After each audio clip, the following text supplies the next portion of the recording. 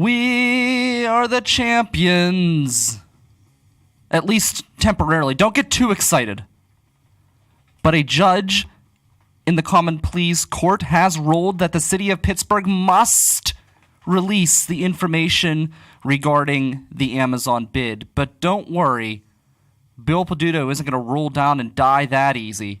He's going to fight to the bitter end to make sure that the taxpayers have no clue how much the city of Pittsburgh sold them down the river. He's still fighting it. They're going to appeal. They're going to go to the Commonwealth Court, and then I'm sure he'll appeal that as well to the Supreme Court.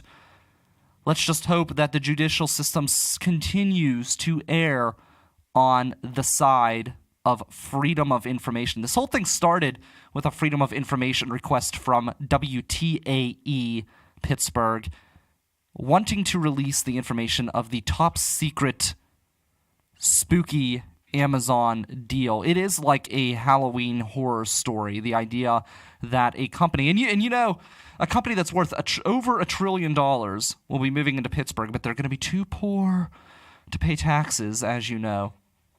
Too poor to help build up the infrastructure in the way that they should.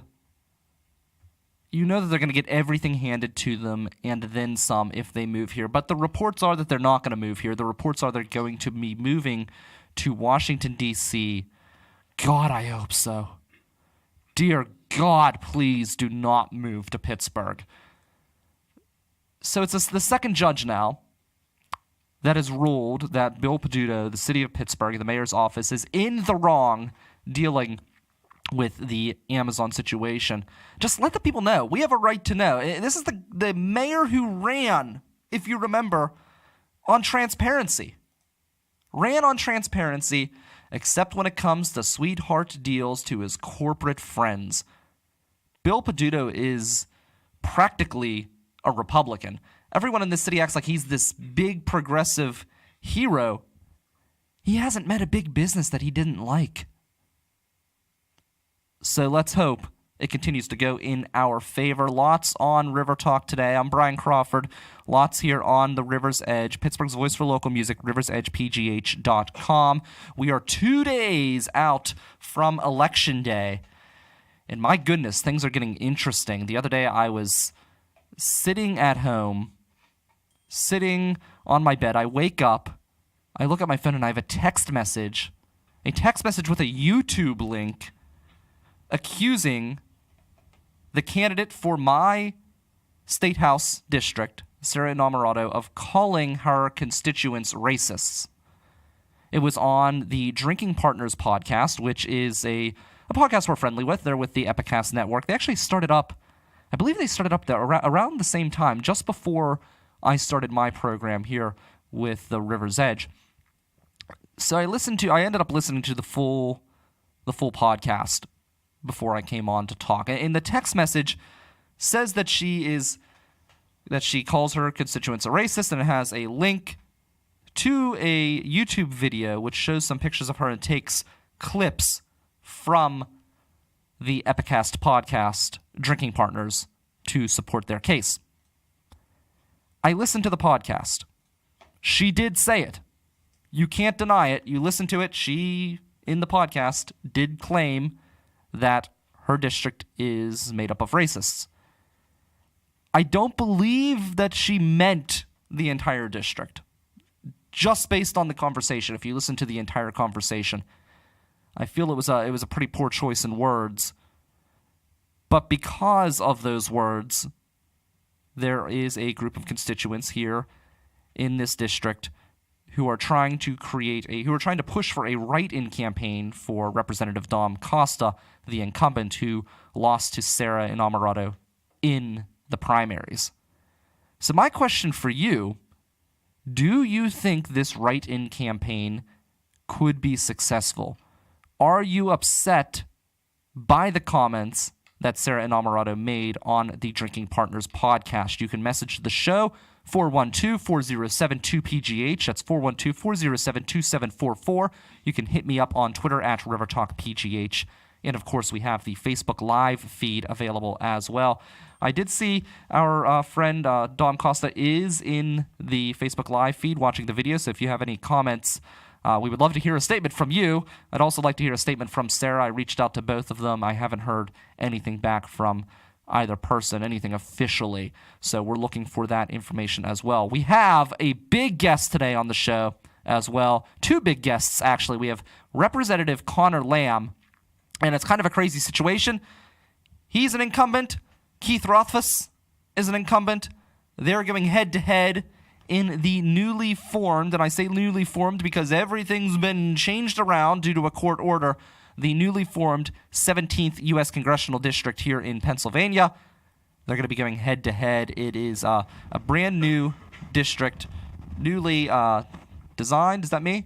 That's you. All right. Newly designed. And we're going to talk with Conor about the difference between running in a special election versus this weird election, which almost feels like a special election because of its uniqueness. And we're going to talk about the idea of basically just not stopping. He went from the special election and immediately into campaign mode once again. And I can tell you, as somebody who's worked on a lot of campaigns, that can be extremely exhausting.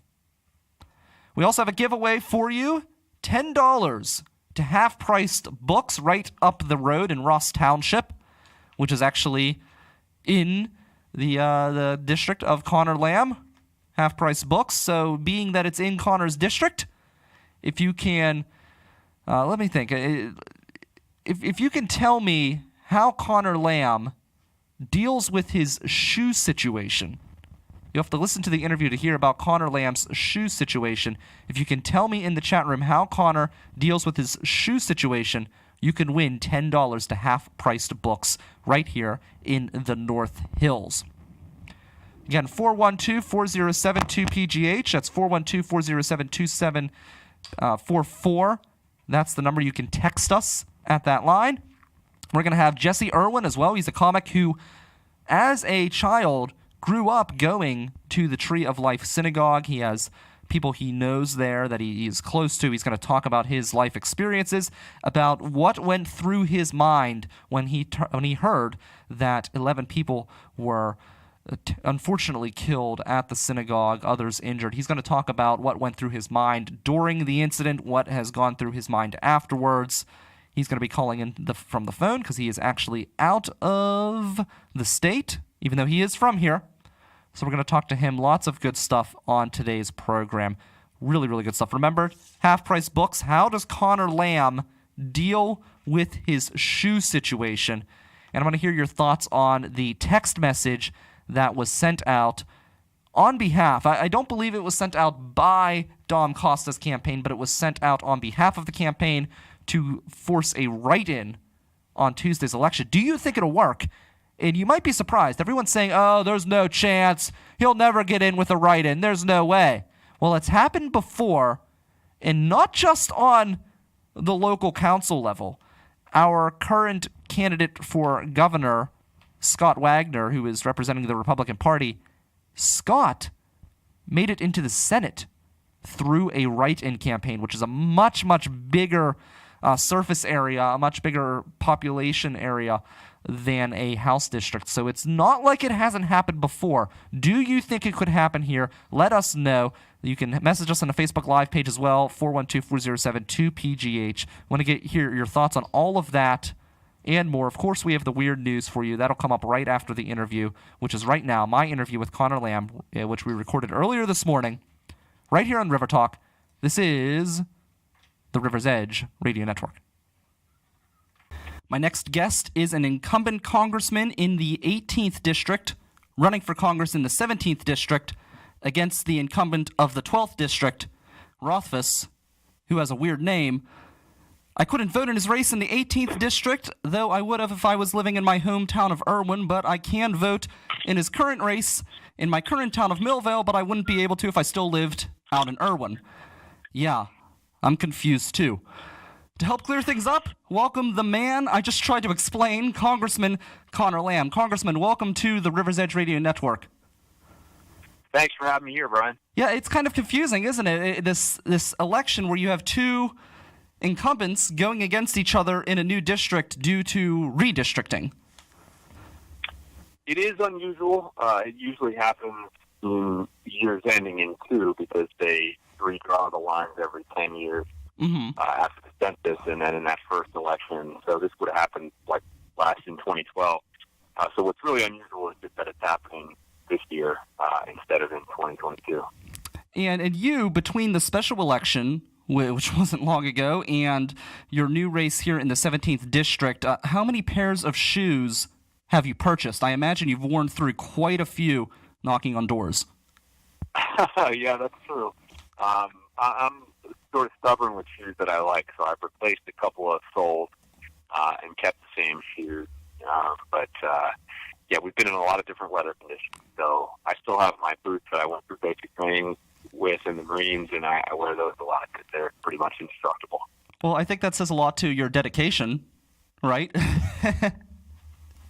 It does. And it also, door-to-door campaigning is the part that I enjoy the most. So I probably do more of that, sometimes even than my staff wants me to. But I learn a lot from talking to people in their own homes. They're willing to tell you things. And it's just a great way to experience this whole process. Yeah, and I feel like congressmen, even on the U.S. level, that's probably the last step in the political world that you could really still call a local election. Because senators, they represent the entire state, but you still have a specific area of people that you represent and you have to get out to. And with my background in politics, not nearly as extensive as running for U.S. Congress, but you learn that the only way to win in a local election is through that door knocking, is through wearing through those shoes. And to do it back to back, I imagine that's got to be exhausting. Well, I mean, I think that's the job. So I don't actually think it's going to stop with Election Day because, people deserve to see me and they want our government to listen to them. And so I think that my job is to go out and hear what they have to say. So hopefully, even after Election Day, I'll keep wearing through those pair of shoes. We're going to have a lot of town halls. We're going to have a lot of things that will give people a chance to come together and kind of do politics the old-fashioned way, which I think could help us in a lot of ways right now. I think you're in a good position to make that happen, Representative Lamb, because you won in the 18th district, which is my old stomping grounds, and it is, especially in today's climate, a much more conservative area, and you were able to win in that area. So you were able to reach out to people across the aisle, obviously, to get them to vote for you, even though it's a heavily registered Democrat area. Even those Democrats that live in the 18th tend to be more conservative. And I really feel like more important than any of the issues, and there are a lot of big issues to address, looking at your list of priorities, I'm glad to see that the heroin crisis is at the top of that priority. But even, I dare to say, even beyond the heroin crisis, I feel the lack of communication and the way that people on both ends of the political spectrum have gone so far into their echo chamber, it's almost militant, where if you even just disagree with someone or even question something, on either side, people are ready to jump down your throat and attack you. So I feel like just listening to people and being able to have a conversation is probably the most important issue right now that we're dealing with in this current political climate. Yeah, the funny thing is that I myself have now knocked on thousands of these doors, and I have never once been treated by anybody the way that you described. It seems to be something that happens in the realm of social media or television or whatever it is, but in real life, even people who voted for the president and may not be voting for me, they've never treated me that way. People have been respectful. They haven't never thrown me off their doorstep. We talk. We've acknowledged our differences where they exist. So that has given me a lot of kind of faith that people still are the same, and they want to see a government that reflects that and is just as kind of practical and common sense minded as we all are in our own lives. It's easier to attack someone from behind a keyboard than face to face. Do you think that that's part of the problem, that people aren't communicating face to face in 2018, that people are communicating from the hidden keyboard back at home? I don't know. It's hard to say because I do think that some of these technologies have also been a force for good in many ways in terms of the way they allow people to organize and overcome some of the influences of money in politics. I mean, that's the funny thing. Social media is great for campaigns that want to rely on average people instead of huge corporate PAC contributions. And so there's definitely some good and some bad, but we could all certainly work out on getting out to know our friends and neighbors a little bit more. Now, how have you noticed, like, going from the special election to this election against Representative Rothfuss, what are some of the differences that you've noticed running each type of race? Because I know, like, with the special election, there's so much national attention that comes onto the race. I was involved as a volunteer in the Tim Burns, Mark Kritz race a while back, and there was a ton of national attention on that race. I imagine with yours it was probably even worse, just in this age of everybody becoming invested in politics. Do you feel like you're a little more under the radar this time around, or do you still feel like you're under the microscope because it is that unique situation where you have two incumbents going at it? What are some of the differences you've noticed?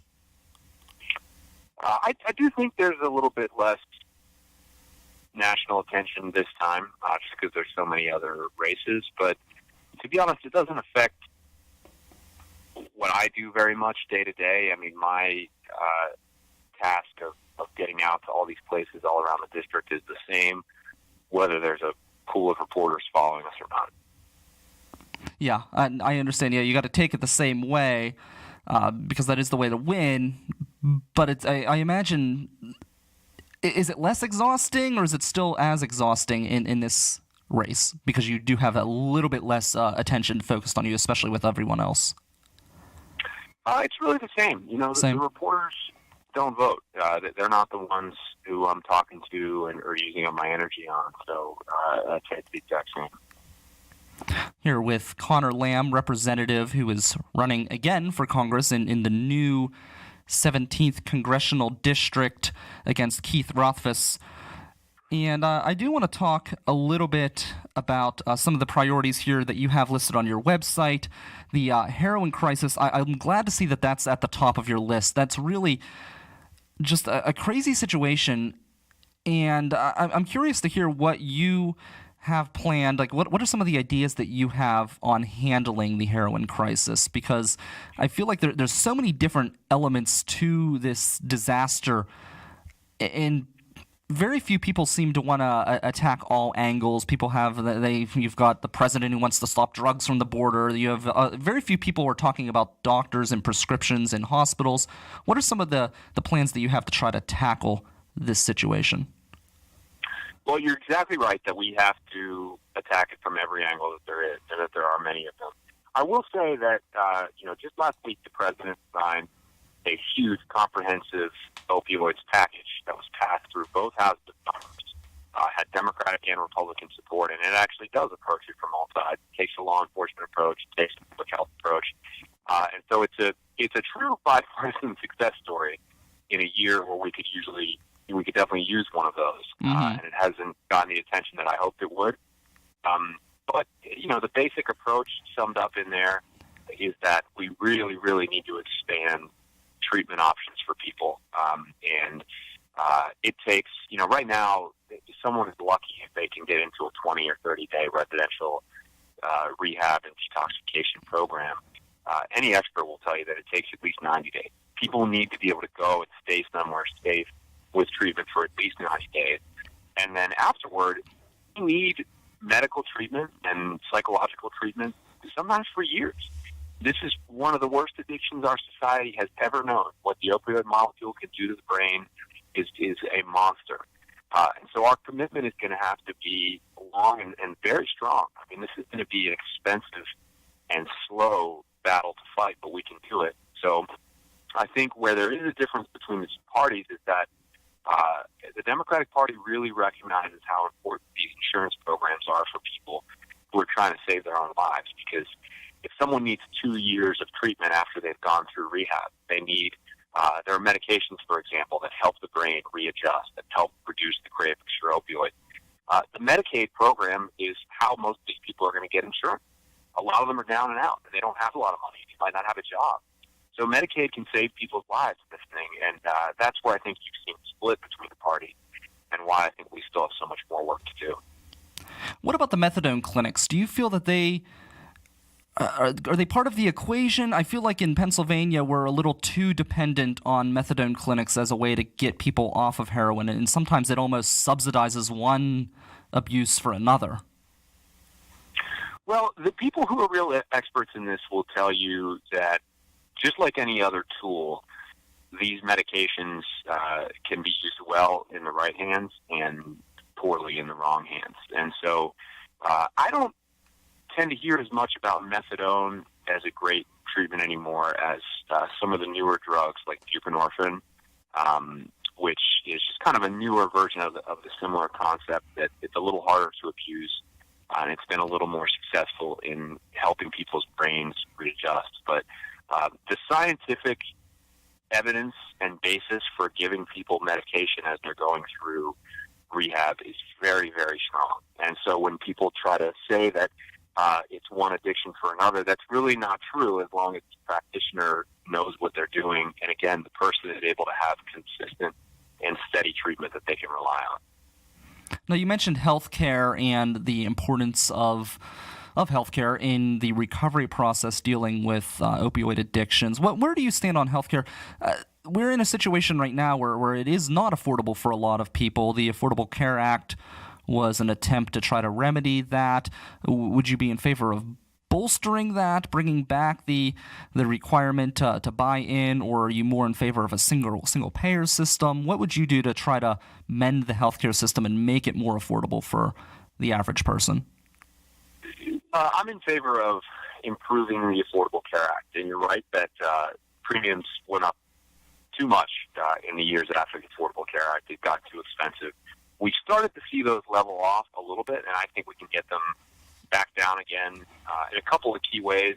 One is we really need to attack the price of prescription drugs, because that drives up costs for people across the board, and it's not necessary. I mean, we could allow Medicare to bargain over the price of prescription drugs. They buy a third of all the drugs that are produced by these companies, and we actually forbid representatives from our government from sitting down to negotiate those prices, and that would affect the whole market. There's been some other attempts at the state level to basically help insurance companies as they try to cover the cost of people with pre-existing conditions. And there have been some states like Minnesota and I think Michigan, maybe even New Jersey. There's been a few where they've actually seen premium level freezes or even go down as a result of these efforts that they've made. So we kind of need to get back to the drawing board and reconsider everything. But the key is that we don't throw out the baby with the bathwater, right? I mean, the Republicans have just continued to try to repeal the Affordable Care Act with no plan at all to replace it. And that would leave a lot of people in the lurch. Now, are you worried with the new United States-Mexico-Canada agreement that replaced NAFTA? It has given the prescription owners the ability to hang on to the rights to the drugs that they create before the generics can be made. Or do you worry that could play into this whole opioid crisis recovery situation? Do you think it could make it worse for people as drugs come out and it becomes less and less affordable under this trade agreement? I'm concerned about that, yes. I think the bigger concern for people with an opioid addiction is making sure that they have health insurance. Mm-hmm. And if we do that, we can be sure that they get the medication that they need. But it is on us to bargain down the price of those medications, whatever they are, that's for sure. Now, on here, you list about infrastructure and jobs. Everybody comes in looking to create more jobs, create better jobs for people. But infrastructure often is kind of left behind. It's often an afterthought. And I know in this country, especially in this area, infrastructure is a huge, huge issue, especially within the city and within Allegheny County. It's just dismal. I know that that's an issue the president had campaigned on and was very interested in bolstering our infrastructure. Personally, the way he wants to get it done involving private corporations really worries me. Do you feel like this is an area that you could find some common ground with the administration to get an infrastructure plan in place? Do you think you could persuade the president to maybe go a different route to bolster our infrastructure? I really hope so. I mean, I think that the president has shown that he likes to negotiate, and so I'm hoping that this will be an area where we can negotiate with him. The argument about private corporations taking the burden of building our infrastructure, it just doesn't really add up in the economic conditions that we see. I mean, corporations are so flush with cash right now as a result of the economy overall, and then as a result of the tax cuts that they got, that if they were really hungry to invest in infrastructure, it would be happening. And we wouldn't have the second highest number of structurally deficient bridges here in Pennsylvania. But we have it because there are certain jobs that the government really is there to do. And one of them is to invest in a lot of our basic infrastructure. We can take on partners in the private sector, but we need to lead. We need to lead on this issue. And I think the economic future of this region and of our children relies on it. I also think there is a huge environmental impact to all of this, and we can make sure that we build infrastructure that helps protect this planet. Well, I agree, and I look at the streetcar situation here in Western Pennsylvania. We at one time had one of the best public infrastructures in the world right here in this area, and it was all run by private corporations, and as soon as they got bought up or it became unprofitable, they all disappeared. And you live outside of Allegheny County, good luck getting anywhere with public transit. I mean, you have some options such as the Mid-Mon Valley Transit Authority, Westmoreland Transit, but really none of them are robust enough to suit the needs of many of the citizens that live in those areas, to get them to good-paying jobs so they can support themselves and live their lives. Really, outside of Allegheny County, it's very barren. And even here in Allegheny County, living here in Millville, it's a bus every hour. No buses go across town. If I were to get to areas that should take only a few minutes, it takes hours with the public transit that we have. And I worry about the private sector getting involved in public transportation outside of things like Lyft and Uber and Z-Trip, because you could see that going away at some point like the streetcars did. Yeah, no, I agree with you, and I think that our failure to do better on that issue has a massive and very unfair impact on the poor and on working class people. I mean, a third of people in this country still make less than $15 an hour, and it's difficult to own a car on a Saturday like that, and they rely on public transit, and we make it way harder than it has to be to get to work for people, especially people who are on uncertain schedules that are often being changed, which is what you see in a lot of these jobs that are out there right now. So these things are all very interconnected. If we made some very basic transportation infrastructure investments, I think the prosperity that would be created would be a lot more broadly shared than what we've seen from the tax cuts, for example. Yeah, I don't know how a lot of people are making it. I have, during my day job, I have a union job. I make a decent wage. I'm single, and I'm not rolling in money. I can't imagine somebody with 2 kids who's making $12 an hour, $10 an hour, supporting a family. It's just mind-blowing to me. Right. So, Conor Lamb, what will you be doing? We'll end with this. What are you going to be doing on Tuesday during Election Day? Where will you be? During the day, I will be voting first thing in the morning, and then basically traveling around the district to a lot of different polling places to thank our volunteers who are going to be standing outside of those polling places, to greet voters as they come in.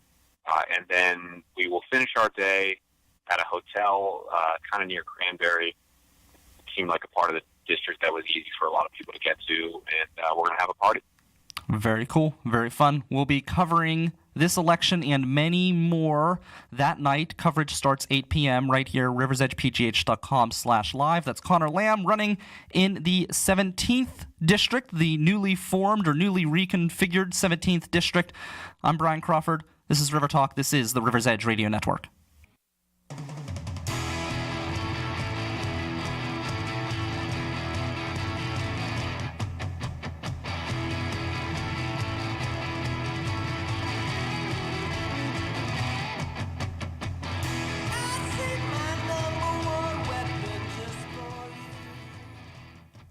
Thanks to Brian Smalls, mayor of Millville, right here where we're located at Mr. Smalls Theater on the River's Edge Radio Network, for setting up that interview. We spoke at the beginning of the show about the text message that came out claiming that Sara Innamorato has called her constituents and the district a racist district. I have a comment, a statement from Miss Innamorato, and we're still waiting to hear if we get anything from Dom Costa.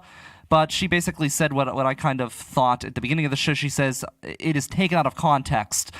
So here's the statement. She says, it was taken out of context. The way they are framing is not how I feel. My intent is to say, yes, racism exists, even in our neighborhoods.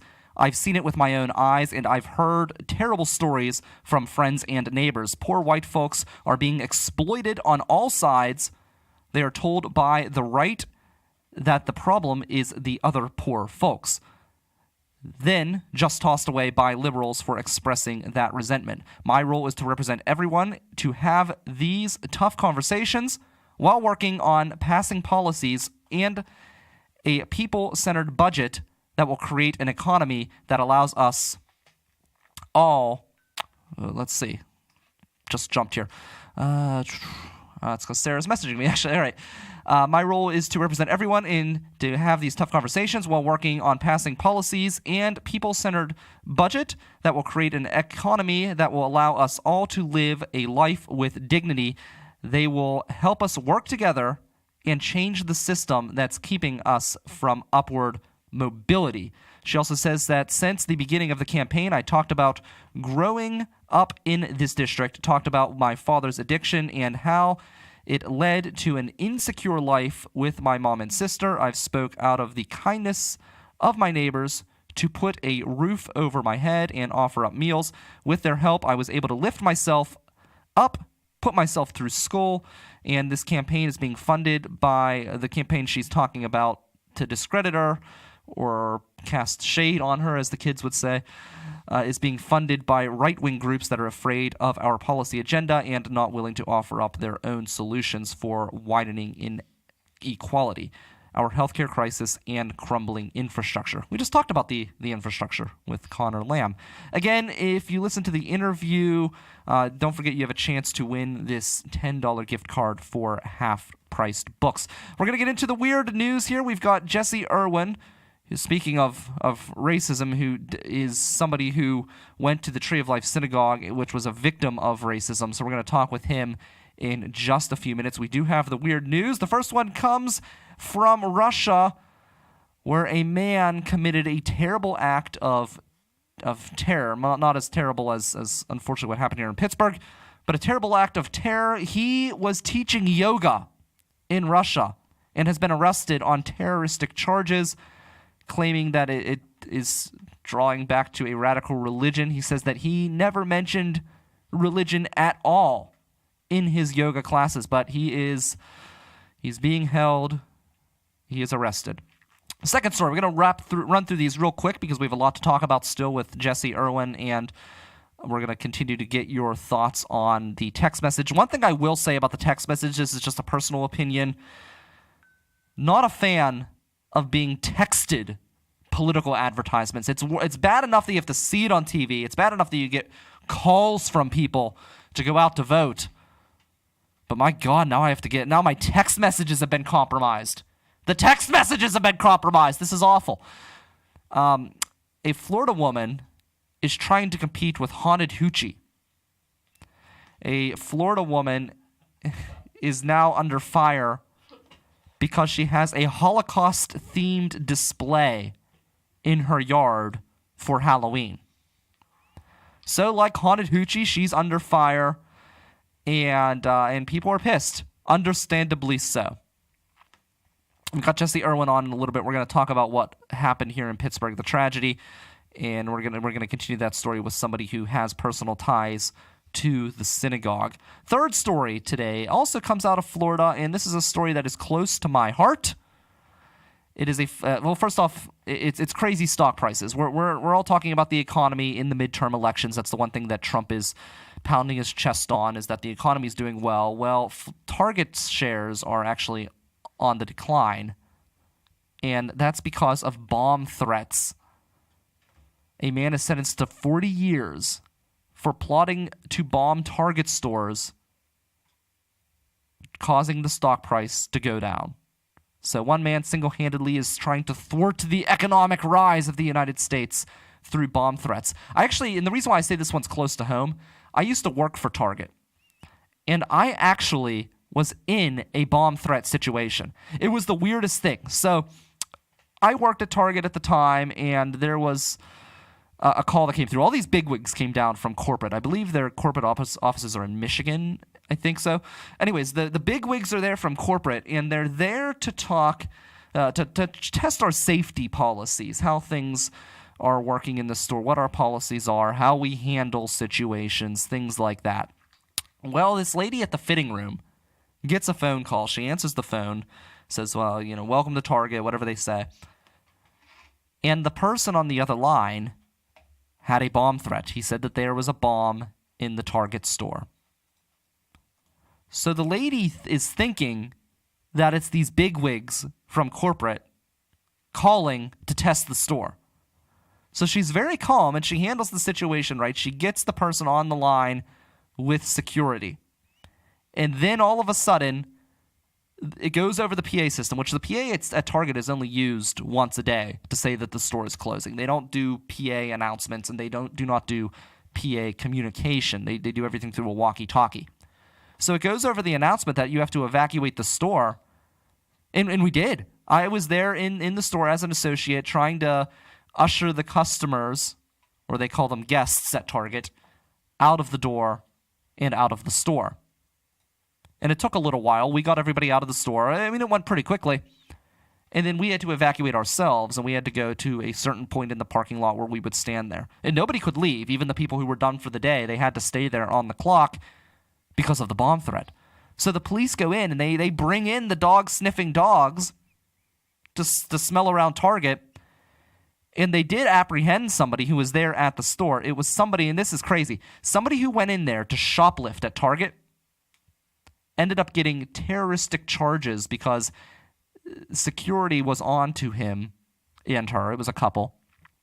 And they ended up calling the bomb threat in to try to ward off security, and here it ended up getting them terroristic charges. But I just remember, it was crazy being out there. The dog sniffers were in there, everything. It was a wild situation. Unrelated to this guy who was trying to dismantle the Target stock by creating bomb threats at various Target stores. We're going to take a quick recess, and when we come back, we have Jesse Irwin on the phone. We're going to talk about his life experiences and what went through his mind during the tragedy in Squirrel Hill with the Tree of Life Synagogue. That's coming up right around the bend, right after this break, here on River Talk on the River's Edge Radio Network. I'm Brian Crawford. See you right after the break. Hey folks, it's Mike Sasson of The Mike Sasson Show. Me and Alex, my producer extraordinaire, looked at the landscape of internet radio and figured if we want to make it, we've got to work at least an hour earlier. Now on at 9 a.m. every Tuesday on the River's Edge, a new kind of radio. All right, we have a winner for the $10 half-price books gift card here in the studio. So, woo! Congratulations to Scott Zimmerman, the proud winner of the half-price books gift card. We have on the line right now, I'm really happy to welcome a friend of mine, Jesse Irwin. He's on the phone. Jesse, you grew up going to the Tree of Life Synagogue, correct? I did. You did. So that had to have been a traumatic experience to hear what happened on the tragedy in Squirrel Hill. What was running through your mind when you heard the news? To be honest, it was there. So I think your first thought when you hear anything like this is you're thinking about who are the and where is it? Who are the victims? Who are the potential victims? Who how is this happening? And I think a lot of times when we're seeing as Americans we're seeing shootings all the time, and it's just the factors that really change are the location and maybe the reason and the numbers and the people who are affected, and so it's always terrible. But when you're hearing street names you recognize, and you hear reporters describing the scene, and you know the map of that building because you grew up going there. It's just too close to home. It's personal on another level. Do you almost feel like somebody attacked your family or attacked your house? I just know as somebody who was very active in my church back in Westmoreland County, and I would go there and work on things, whether it was restocking the church envelopes or working on the church library. I was working on putting that together. I would go there and I would fall asleep in the library. I had my own keys. I would go in there. I would go up to the library on the second floor, and that's also where we had Sunday school. And I'd start reorganizing the library, and I'd pass out on the couch. I'd wake up hours later. Oh, no! Fell asleep. It was just kind of like a home to me. Is that kind of some of the same feelings that you have towards Tree of Life? And how did it feel almost like somebody was attacking you personally in some ways? Yeah, I think, I went to Hebrew school and Sunday school in that building. I had my bar mitzvah in that building. I went to other people's bar mitzvahs there. I think my parents were married there. It's really sort of a cornerstone of my childhood. And but I think what made it feel like such an attack on me individually, along with the anti-Semitic nature of it, was the fact that I knew people who were in the building at the time. I mean, Augie, who's the main maintenance custodian person there, Steve Weiss, who was my bar mitzvah tutor. Even the family members of people that I know. That's what really made it feel personal. Was these are people that are 0 to 1 degree of separation away from me, and it just that's really what sort of struck a chord with me. It's just it really felt it was just really close to home. Did you know any of the victims? I did. You did? I did. I'm so sorry. Yeah. No, me too. It's really it's awful. I knew Cecil and David Rosenthal. I'm pretty close with Michelle, their sister, and Cecil. I mean, I would not be. I probably wouldn't have been bar mitzvahed, honestly, if it hadn't been for Cecil. I mean, Cecil made me look like a good Jew every time I went into services as a kid, because he would he would hand me a book and a program, so I looked like I knew what I was doing. Cecil, he was always the sort of the guard of that door to me. He was like the first face you'd see as you were getting your yarmulke and your siddur. So he's definitely somebody. I mean, Tree of Life will never be the same for many reasons, but the lack of his presence, physical presence there, is definitely going to be something that's missed in a very large way. It's interesting you talk about those relationships, and I feel like when you're in a really good, caring community like that, across multiple faiths, you do have these people that look out for one another. I'll still hear comments from people back at my home church, which unfortunately I'm not able to get to just because it's living in Pittsburgh. It's out in Irwin, but people will still message like, I was thinking of you the other day, and still we're looking to meet up and grab a beer or whatever. And I feel like those relationships are really valuable and really can really shape your life in a lot of ways, because you're forced to interact with people that maybe you wouldn't interact with necessarily otherwise, because you have different common interests and things like that. Am I right? And is that the same kind of experience that you had? Totally. Squirrel Hill is. I mean, look, I walked up the street to the vigil on Saturday night last week, and I just, every face you walk past, you just hug everyone because you know everyone. I mean, that's what Squirrel Hill. That's what Squirrel Hill is. It's a family. I mean, Tree of Life isn't just another synagogue. Like, every synagogue is everyone's synagogue, and so it hits home for every individual in the Jewish community.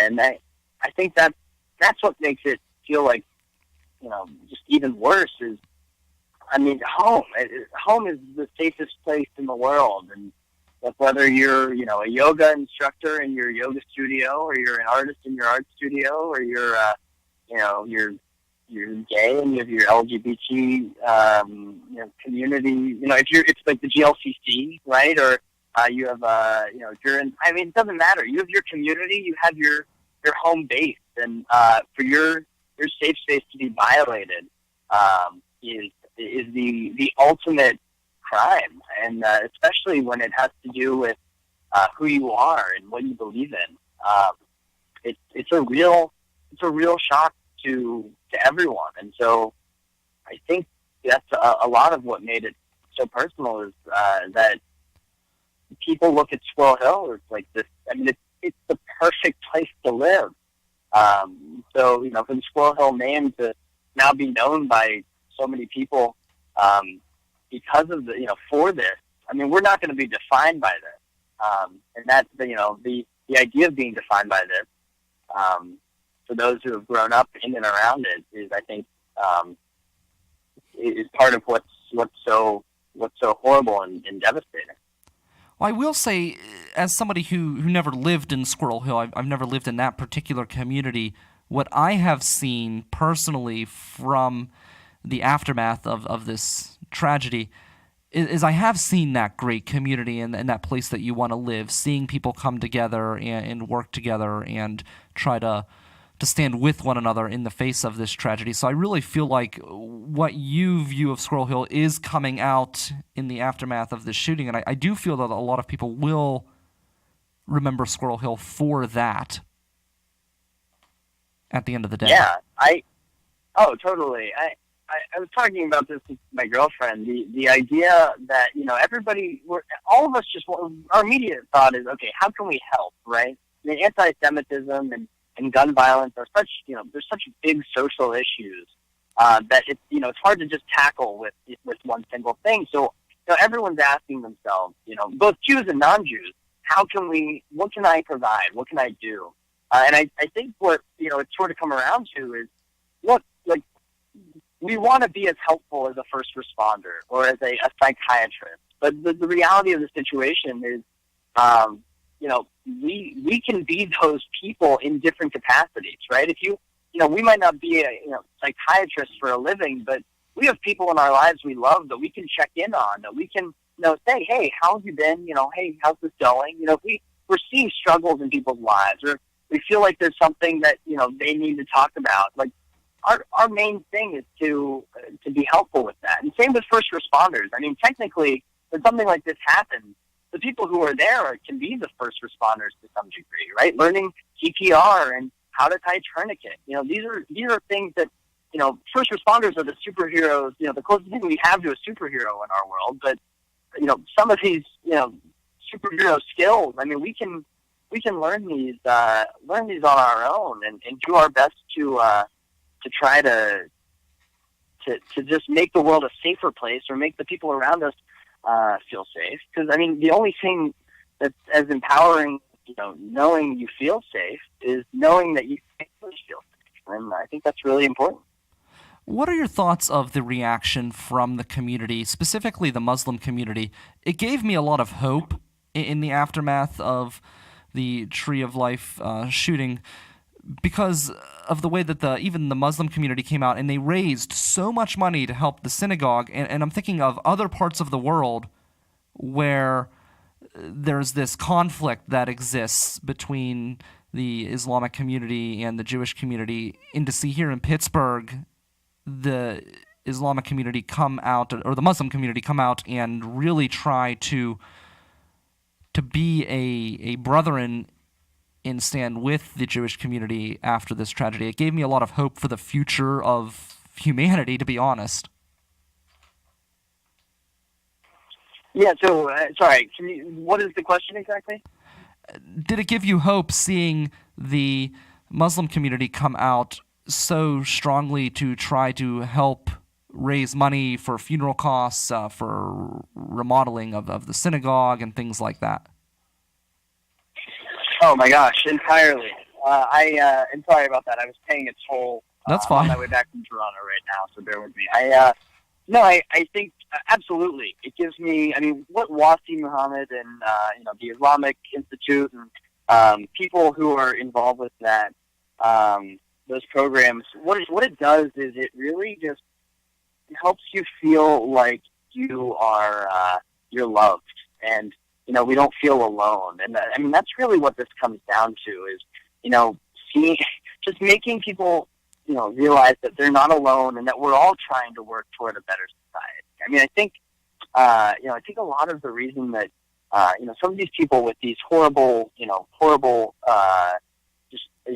hatred, hateful thoughts, a lot of what happens is, they're raised in this way, and then people tell them that there's no space at all for them in this conversation. And I agree. I think there's no space in our world for hatred or for violence, but we have to be able to have these conversations and be able to make people feel like they're included in the conversation in order to give them an opportunity to feel comfortable enough to listen to other people. So, when people from different walks of life come together and talk about this, I mean, look at whether it's the Muslim community, whether it's the Black community, the Jewish community, the gay community, we've all been targeted in certain ways, and so it's helpful to have people come together and say, hey, you know what, you're not alone. We're all going through forms of this. We're all just aspiring for a better world. Let's do our best to make this a better world. So I guess conversation is everything, and conversation starts with somebody reaching out a hand and saying, hey, we're here for you. So, look, I don't know what the ultimate answer is to finding peace, but I know that actions like the Islamic Institute and people from all different communities in Pittsburgh and around the world have done. I mean, that's the first step that needs to be taken. So I know that this guy was trying to send a message of division, but he resolved. It seems like every time these shooters are trying to cause division, and all it does is bring more unity than you could ever imagine. I mean, the Steelers' Super Bowl victory doesn't bring a city together the way it did. So it's pretty incredible how much of a counter effect an event like this can have. You know what I mean? It's like he took 11 lives, and we're never going to get those back, and there's always going to be a scar on our community that won't truly heal.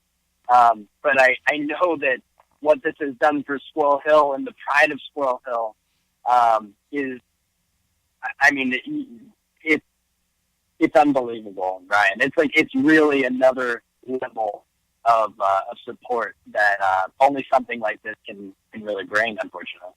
Yeah, it made me really proud of the area to see everyone come together. And we were talking about comments by Sarah Innamorato and how she was saying that racism does exist in these different communities, but I feel like it is, you do see it in the area. I've seen different reports in the last couple years about a revival of the KKK in the area and things like that, but I feel like it's definitely in the minority, and I feel like working together and what we've seen in the way that people responded after this crisis, I think if we all can stay in that mindset and move it beyond the crisis into our everyday lives, I feel like we could really maybe work to change people's perspectives and move into a more positive, a more welcoming and loving world. Yeah, and there's a lot of people who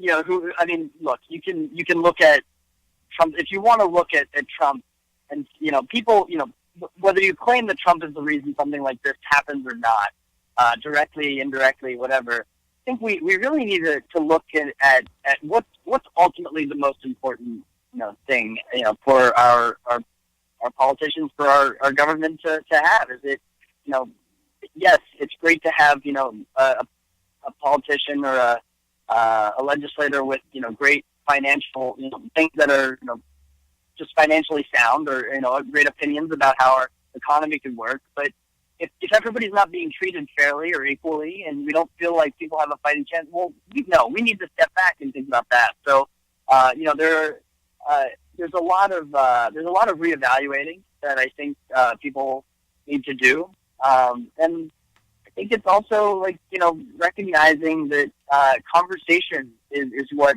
needs to happen in order to try to change this, right? We can point to education, we can point to gun control, and we can point to, different forms of security that, can help, prevent these things from happening. But I think it really does start with, trying to look at, the people who have these, these really, hateful opinions. I mean, it's rooting somewhere. And so if we can find the root of those and try to go to those people before they're violent and have a conversation and remember the fact that these are human beings and they don't think they're wrong. It's not like they're holding up, hashtag, team hate signs. Like in their opinion, like this is the right view. And so we really do need to do our best to have the conversations in an open forum and be objective. And that's the only way that we're going to start bringing people, over. I mean, otherwise it just continues to be a battle. And I think that's what was so like Rabbi Myers from Tree of Life had, he still welcomed President Trump. And look, I'm not a Trump supporter by any means, but the fact that he was able to, simply see his role as, as the leader of the congregation, recognize that there are probably people who are in the congregation who are supportive of Trump, and just see that, look, for him, if Rabbi Myers had said, I'm not going to invite, I'm not going to let Trump come in, or I'm not going to meet with him, it's divisive. It's divisive. And I don't like Donald Trump. I don't like him at all. But I do think that just having the conversation is the only way to truly start the wheels of change. Jesse, I could not agree more. I feel that's one of the biggest. I feel that's probably the number one largest crisis to this country is this militant, and it's on both sides, this militant way of thinking where instead of even listening to someone, the idea is oh, you don't agree with me 100%, I'm going to completely jump down your throat and put you in your place. And we live in a world where it's more important to be right and to feel superior than someone else than to actually have a conversation and listen to what they're saying. And even at the end of the day, if you know they're 100% wrong, you'll have zero chance to reach that person by insulting them, yelling at them, and making accusations at them before they even have a chance to speak. And then these people become closed off to society, and you have no chance at that point. Yeah, and exactly. I think it's crucial. And there's probably a lot of Squirrel Hill Jews who would disagree with, my desire to talk things through with, white supremacists and anti-Semitic people. I just think that that's the only way that we can end up, finding common ground and just helping people see that there's a, in our opinion, there's a better way to think. I mean, it's a balance, right? Because it's a spectrum of opinion. I mean, my opinion is just a point on a graph, and someone who is, who might feel differently has another point on a graph, and it's a balance between being objective, but also recognizing that it's better to be loving than hateful. And so, I don't know the exact science, but I do know that if you don't make people feel like they have a seat at the table, then they don't really want to sit at your table anyways. So it does start with just basic conversation, and whether you accept someone's opinion or not, trying to be constructive is going to be the first step to do it. Because what else can we do, right? I mean, we can't just, isolate people more and more. The more we isolate people with these types of opinions, the less they care, and the easier it is for them to feel like, the only way they can be heard is through these acts of violence. So I'm not saying to give, racists or anti-Semitics a seat, a direct seat in legislation. No, I think we have to find a way to try to at least make them feel like, we're hearing them as much as they're hearing us. But that also comes down to them being willing to listen to other people. So I'm not a pro at this, but I know that division doesn't result in success, and so we've got to find a way to change this while we, help increase other elements of our lives. Because I mean, this in particular, the Tree of Life shooting is two different elements, right? It's a hate crime and it's gun violence, and those are tackled. Hate crimes are tackled by organizations like the ADL, who investigate people who are potential threats. And with gun violence, there's a lot of ways you can tackle that that would be better than what we're doing now. So I don't know how many shootings it'll take for us to fully understand it, but I hope this one moved it along a little bit, Jesse, if there's one thing before I let you go that you want people to know about Tree of Life, what would that be?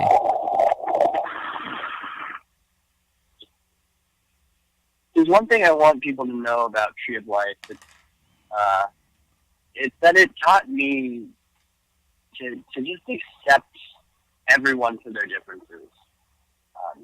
It taught me consistency in my life. It taught me what it means to have a family outside of a family, and what it means to just be loyal to something.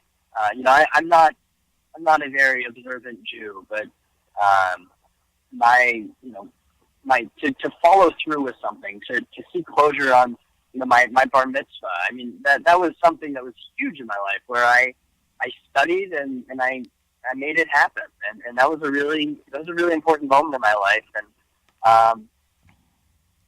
the Tree of Life, the Squirrel Hill community is devastated, but I think if there's one thing that it really knows how to do, it's how to think in terms of action. And so, last week was about mourning the losses of lives of people that we loved and people that unfortunately, we're never going to be able to see again because of someone's horrible actions. And this week is about action. And this week is about action in their name and in honor of them and in honor of the fact that we're a lot stronger together than we are separated. Well said. That's Jesse Irwin. He's calling in from out of the country, I believe you said, right? I just crossed the border. I'm back in the U.S. Back in the U.S. Okay, back in the old U.S. USA. Great. That's Jesse Irwin. Thank you so much for your time and for sharing some of your experiences. I think it's really important to let people know what kind of a place Tree of Life is. That's Jesse Irwin. I'm Brian Crawford. Thank you so much to him. We do have a comment from Scott about the group that pushed out the text message and is trying to get the write-up campaign going. He is part of the group. He said it's a bipartisan grassroots group, and it isn't funded by dark Republican money. So that's one man's thoughts who says he is involved, and he's also the winner of the $10 half-priced books gift card. Thanks so much to Conor Lamb. Thanks to Jesse Irwin. Don't forget, this Tuesday, 8 p.m., as the polls close, we have live election coverage right here in Mr. Small's Theater on the River's Edge. Great panel of guests. Definitely tune into that, 8 p.m. We're going to be focusing on the local races, as only the River's Edge can do. We're not going to be talking about Trump all the time. We're not going to be talking about everything else, all of the Senate seats. We're going to be talking about what's going on right here in the Pittsburgh area. Thanks again to all of my guests. Thanks to Zach Fell behind the board. This has been River Talk. This is the River's Edge Radio Network. Don't forget, you can listen to the River's Edge. Just tell your Alexa to play the River's Edge station on TuneIn. I'm Brian Crawford. I'll see you on Tuesday. Until then, peace out.